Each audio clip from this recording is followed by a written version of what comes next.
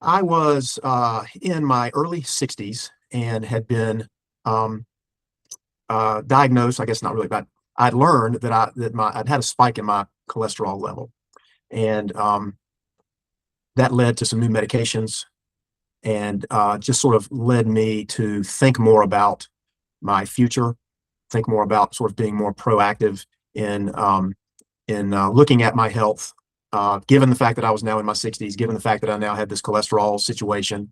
And it was about that time that I learned about Ikigai through an existing patient who's a friend of mine. I needed to know a lot more about what was being impacted with my cardiovascular situation.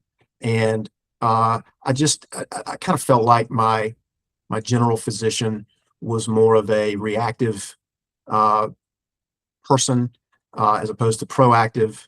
And I just felt like I didn't really know enough to sort of take charge of my situation, if you will. Ikigai was just focused on being much more proactive. And that was certainly caught my attention.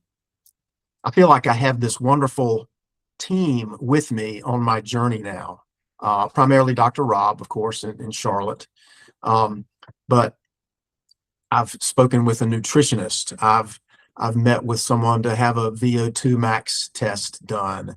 I've gone and gotten DEXA body scan, just things that I didn't really ever know much about or had never done, had never been recommended to do these things.